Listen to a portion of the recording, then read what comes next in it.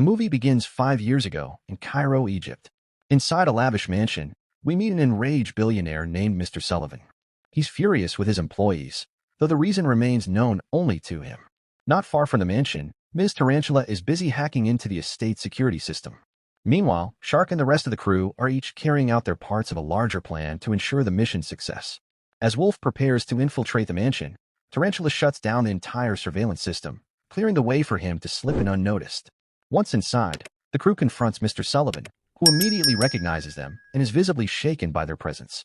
Wolf heads straight for Sullivan's high-security safe room, unlocking it with precision. Then he moves toward one of Sullivan's most prized vehicles. But before they exit the building, Snake hands Sullivan a gift, a device that looks like a bomb. When it goes off, however, it simply explodes into colorful confetti. The gang makes their escape, triggering a citywide chase, but it's nothing Wolf can't handle. He quickly outruns the police and disappears. We cut to the present day. Wolf is struggling with a rundown vehicle and begins narrating. Everything had been going well after years of trying to reunite the team. Once they were back together, they took down Marmalade and shocked the world by turning themselves in. They had a good run as the bad guys, but prison life, while tough, at least kept them together.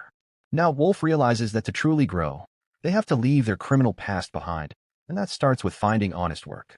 He aims to land a job at a bank, but things don't go as planned.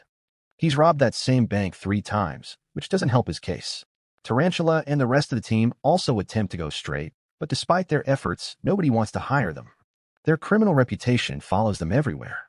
Back at the bank, Wolf tries to convince the manager he's genuinely trying to change. The manager says he'll call if something opens up.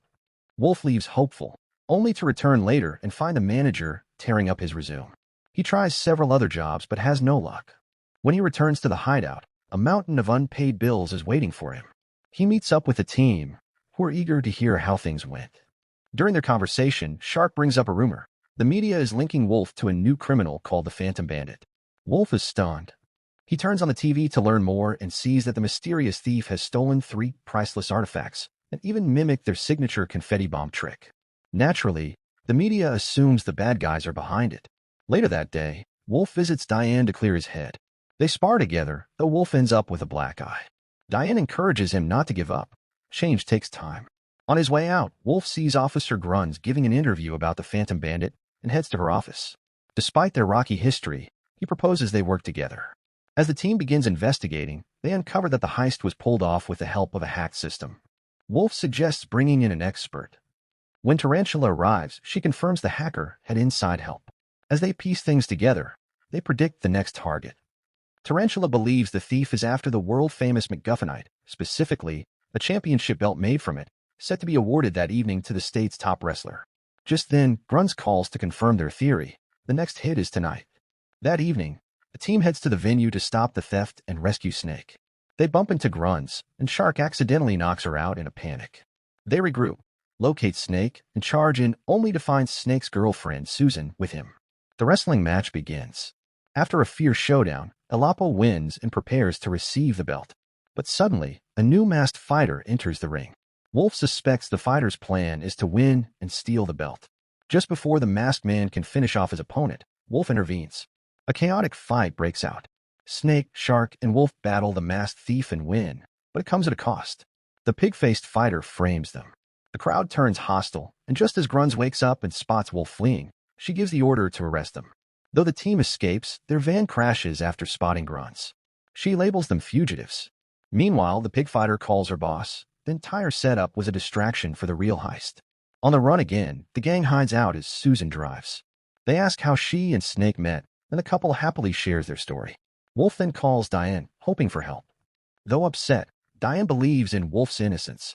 She urges him to stay hidden and warns him not to trust anyone. She then sets off on her own mission. Back in the car, Wolf returns to find his team unconscious, and in a twist, it turns out Susan orchestrated everything. When the crew wakes up tied and trapped, they're introduced to the true mastermind, Kitty Cat, along with her crew, including the fake Susan. Kitty offers them one last job. When they refuse, she threatens Wolf by revealing she has Diane and is ready to expose her secret identity. With no real choice, Wolf agrees to help. Kitty outlines her plan, but first, the team must prove themselves by stealing a rocket. Diane tracks down Marmalade in a high-security prison to learn more about the MacGuffinite. He says it's a rare mineral with strange powers, but demands something in return, a game. The bad guys, still tied up, learn they need to steal the watch of Jeremiah Moons, head of the space program, to access the rocket.